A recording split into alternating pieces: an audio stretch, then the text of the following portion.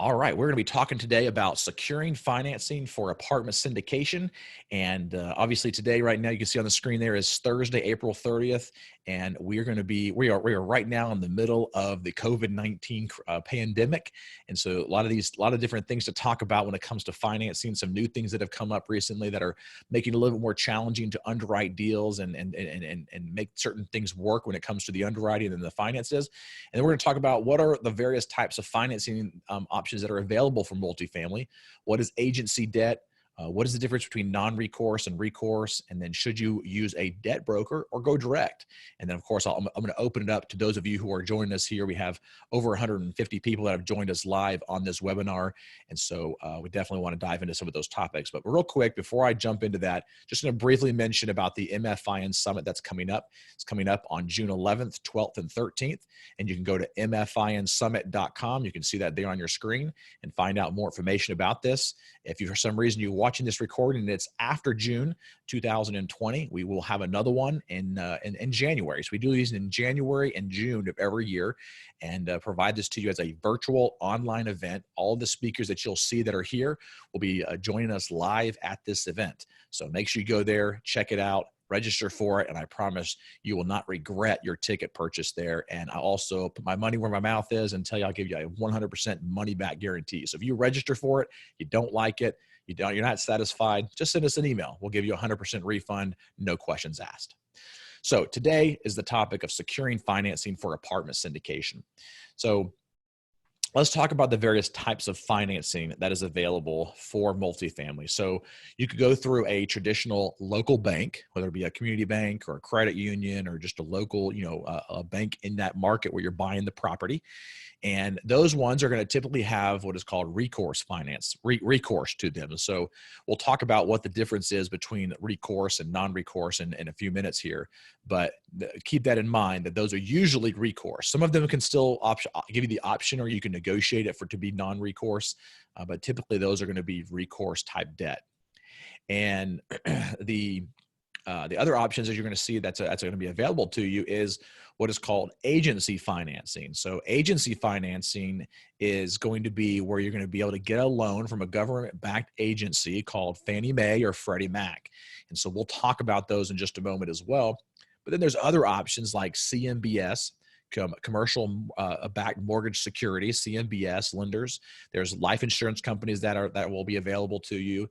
And then you also have some other types of bridge lenders.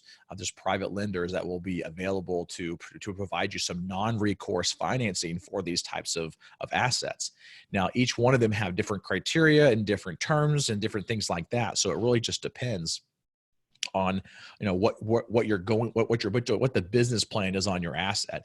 So to give you an example, if you have a property that you're doing a really heavy value add on, and you have say 5,000 to 8,000 or more per door in renovations, you probably want to consider some form of bridge financing so that you can actually have some of the capex actually being built into the loan.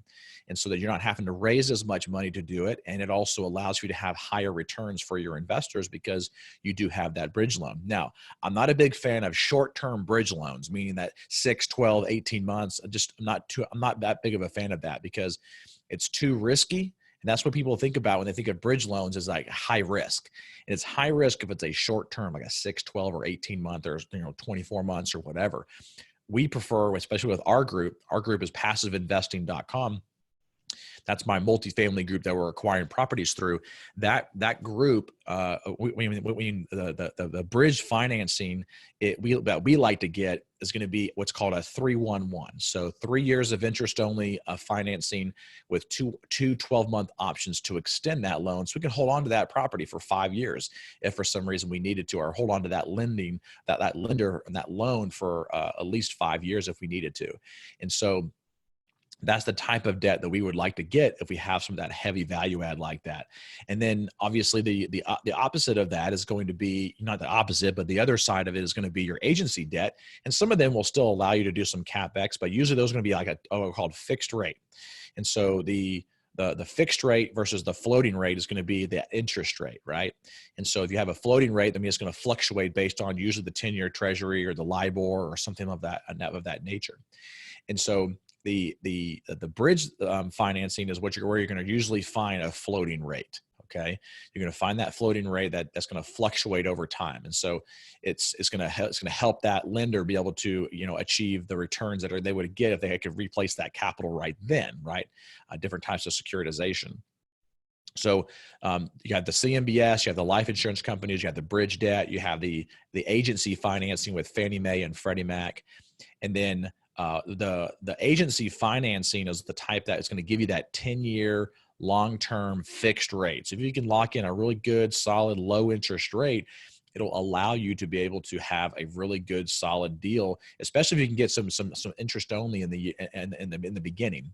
So 3, 5, 7 years of interest only on that debt. It will help you from a cash flow perspective, especially if you are doing some of those renovations in those first couple of years. It'll help you with your cash flows during that time, because usually your occupancy is going to go down a little bit while you are doing renovations and kind of leasing it back up.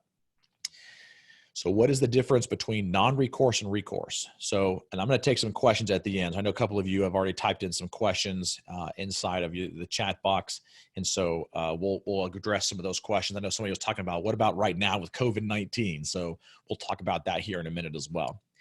So what's the difference between non-recourse and recourse? So it's very much like it sounds, right? It's non-recourse, which means that they're not going to come after you. Now, there are what is called bad boy carve-outs in these types of loans, where there's anything like fraud or negligence or different things that they can say is criminal, if you will. They can actually come back and cause it to be a recourse. Now, one of the other things that they can do, and usually this is in the loan terms or in the guarantor documents, is that inside of the guarantor on the note, if they provide false information or not correct information when they're filling out their application on this, that could also be a reason why they can convert it to a recourse loan.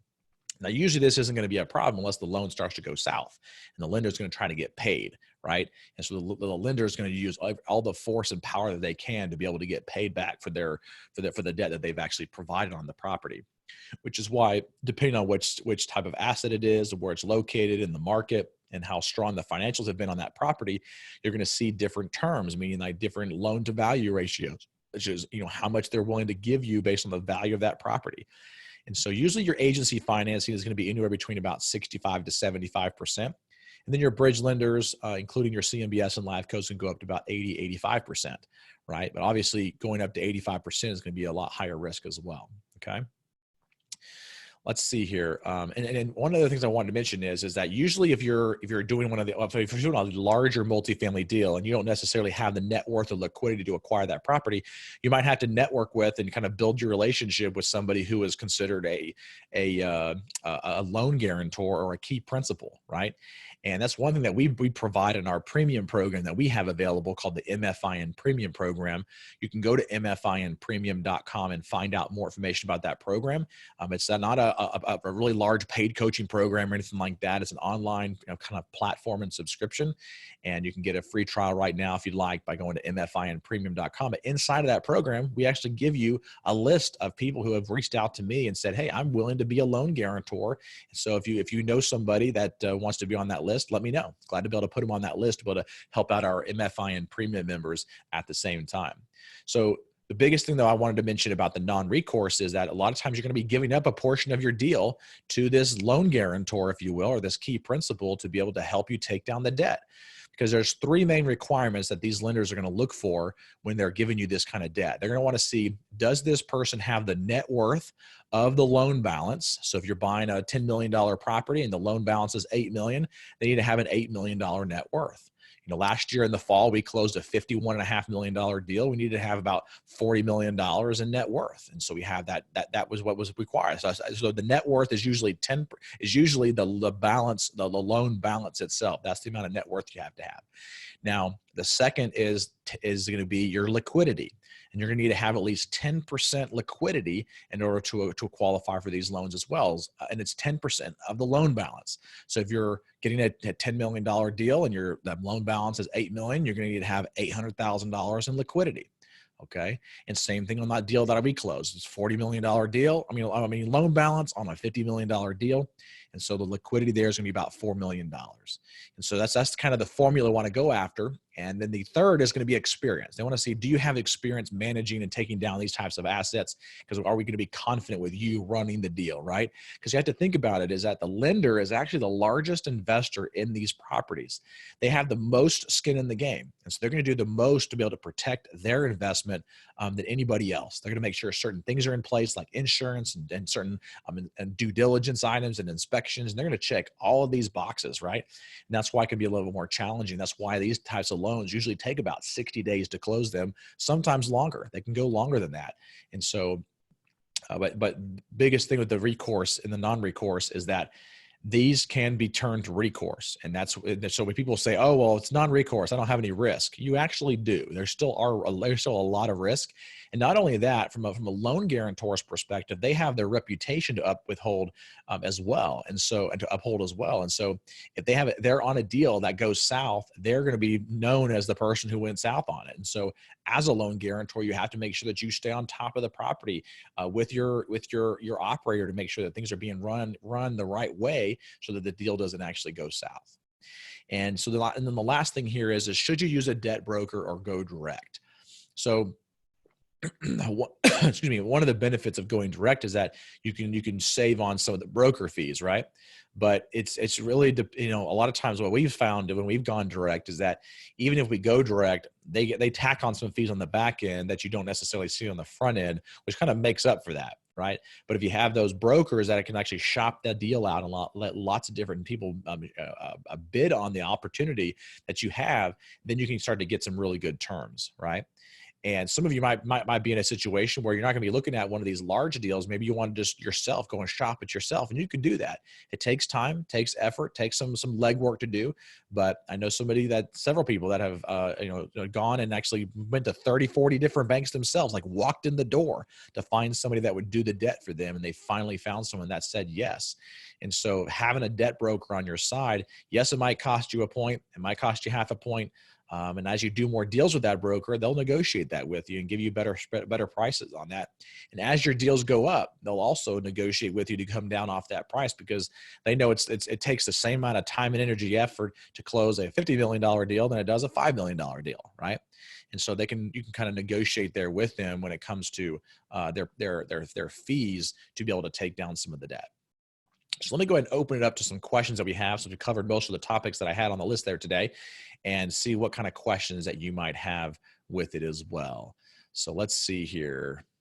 Do premium members get in the MFIN Summit for free? Yes, Karen, that is correct. So if you're an MFIN premium member, you do get a ticket to the summit for free. And let's see, where can we get a list of multifamily lenders? So let me do this. I'm not sure. Let's see if my assistant here, that's all usually on here with me, Melissa. If Melissa's on here with us, she can actually provide us a link to the multifamily directory. Let me see if I can actually see if I can, there it is. Just go to themultifamilydirectory.com. So let me actually give you this. This is actually a place where you can actually find some of these debt brokers. So I know Sharmalee's also asking, where can I find one of these debt brokers? And of course, Joseph's asking, where can I get a list of lenders? And so we actually have some lenders that have that have asked us if they could, be part of this list. So let me see if I can type this answer here. I'll tell you what, I'll just do this. I will type it into the chat box so you guys have it. But for those of you who are watching the recording, you can just go to the themultifamilydirectory.com. So let me see if I can do this again. The multifamily, there it is. Themultifamilydirectory.com. It's a free resource that we give to anybody who's part of the multifamily community. It's called the multifamilydirectory.com. Let's see. It says, I tried to register for the summit and the reserve ticket now is not responding. I tell you what, Aid, if you're having problems registering, send Melissa an email. And you can email her at Melissa, MELISSA at passiveinvesting.com. And she will make sure that you get that ticket for that price. So there might be a little bit of delays or some lags because there's so many people on there trying to register right now. I know right now we have over 150 people on the webinar, and some of those have probably gone over there and done that. So thank you so much for that. So now the next question is, how hard is it to get financing now with the COVID-19 outbreak? So I'll tell you that, but in early 2000, in early March, or in the middle of March, really is really when the outbreak really kind of started hitting everybody. And that dried up a lot of lenders. So a lot of your local banks pulled back, and a lot of your bridge lenders and your CMBS and your Lifeco, a lot of those pulled back. So a lot of deals fell through. I was actually personally involved with a deal that I was a passive investor in, not the operator, but I was the passive investor in as an LP. I do place LP capital as well. And in that particular deal, the bridge lender bailed like the week before closing, and so they were not able to secure new lender fast enough, and the seller didn't want to offer any types of extensions or anything, and so the deal actually fell through. And it's because those bridge lenders got a little scared because of the volatility. Thankfully, we still have Fannie Mae and Freddie Mac, which are the agency government-backed lenders. They are still lending today. And the 10-year treasury obviously has been dropping, and the Federal Reserve rate has dropped. And so you'd think the interest rates would actually drop too. But the problem is that because all these other lenders dried up, the only two options that were really available was going to be Fannie Mae and Freddie Mac. And so the competition for the Freddie Mac and Fannie Mae loans went way up. And so they increased their spreads because they were the only game in town. So the interest rates actually creeped up a little bit, and also change the dynamics of several of these deals. And so right now, though, things have stabilized in April. We're getting ready to be into May, but things have stabilized and kind of calmed down a little bit. Some of these CMBS lenders, as well as the bridge lenders and Lifecos, have started to come back in. Not a ton of them, but I've seen a few of them come in. And it has been able to open up some additional options for us from a debt perspective, but they're coming in at higher rates. So instead of getting the lower rates that you might have seen before, they're a little bit higher on their rates and a little bit different terms as well. And then one of the other things that we're seeing is that Fannie Mae and Freddie Mac have actually started to ask for 12 months of interest reserves and principal and interest reserves. And so you want to make sure that when you're analyzing and you're underwriting your projects, that you're taking that into account, and you're being able to raise some extra funds to be able to meet that particular to be able to meet that particular obligation. So make sure that you do that to make sure that your deal actually makes sense. Let's see. Can you expand a little bit on the use of life insurance as a source of funding? So Ben, the life insurance is not necessarily using like your own life insurance. It's really, there's life insurance companies that are placing capital to be able to get a return off the capital they hold on to. So whenever an insurance company gets premiums from people, they take a lot of that money and actually reinvest it in buying, assets, whether it be commercial real estate or portfolio deals with residential or multifamily. And then they also have a lending arm as well, where they actually lend out money from those funds that are coming in as well. So life insurance companies are options for you to be able to get loans from, and using a debt broker is one of the best options to be able to find those people, because they will source it, if you will, when it comes to trying to find that particular debt. Let's see, jumped on a little late. How do you sign up for MFIN Premium? You can go to mfinpremium.com, Daryl. Just go to mfinpremium.com and sign up for that. I'll type it into the chat box just so you can see the actual URL. But it's just www.mfinpremium.com. All right.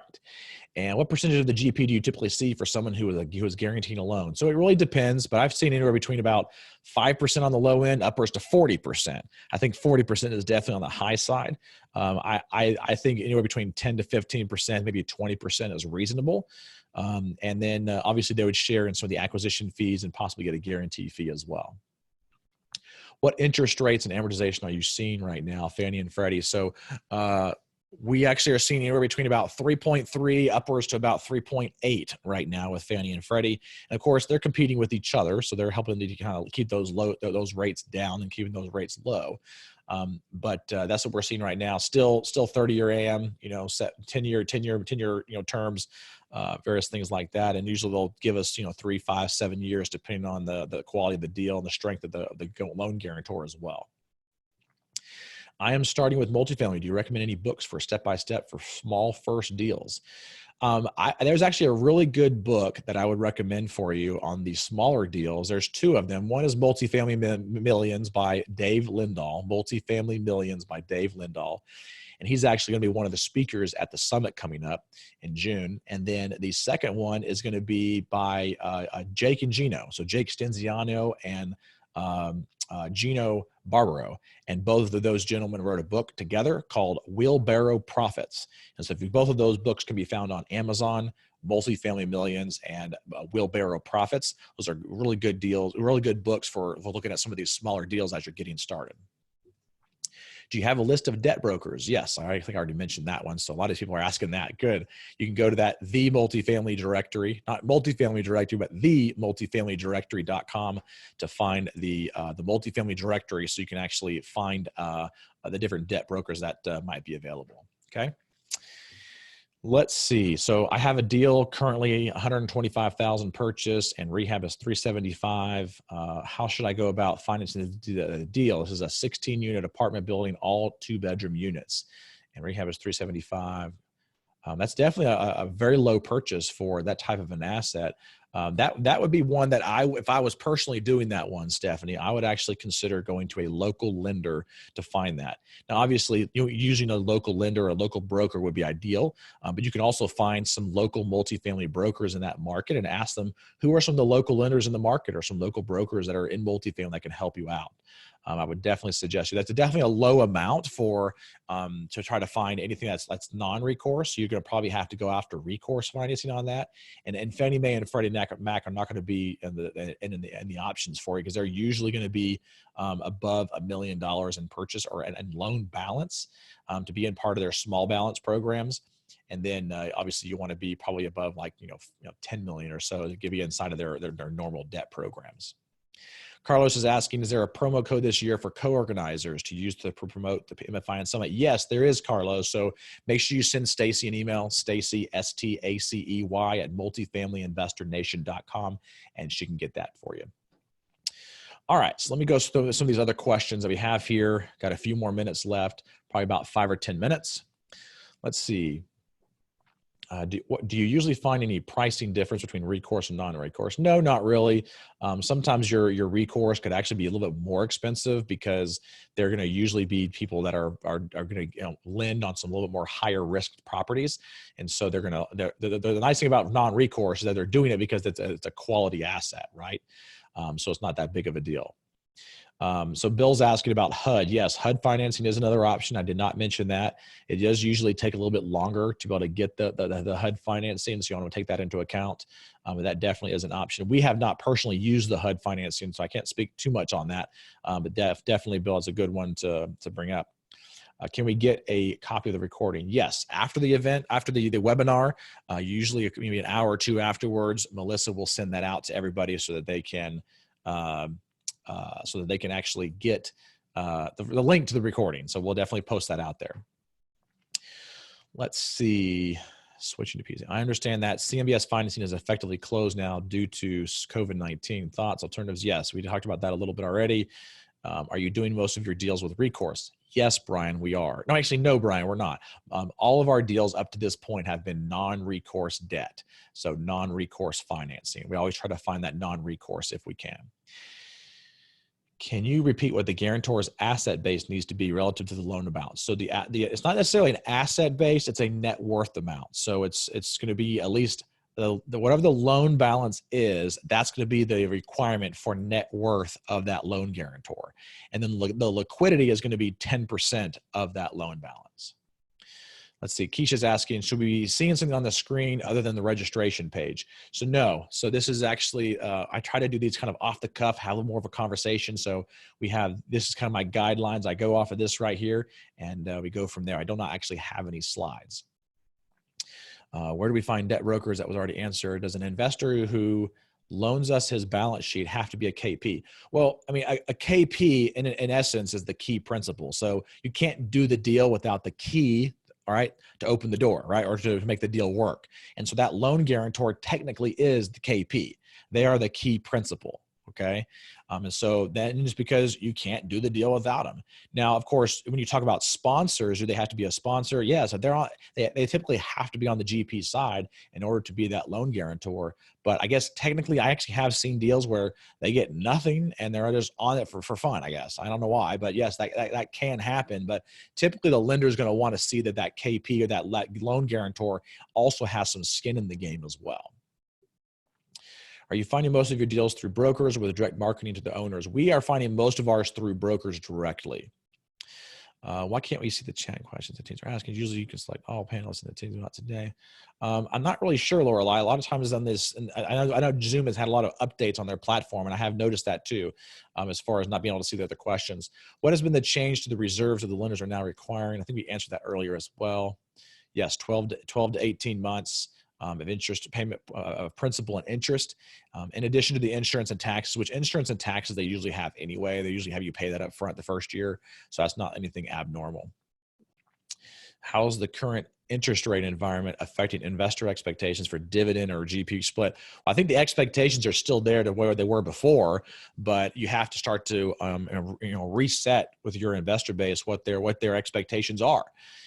When it comes to the interest rates, because as the interest rates are going to go up, obviously the returns are going to go down. I don't think they're going to be going down very significantly. If you had a deal at 3.2% and you're now getting at 3.8%, it might change it by 100 to 150 basis points on the returns from an IRR perspective on a 5 to 7 year hold.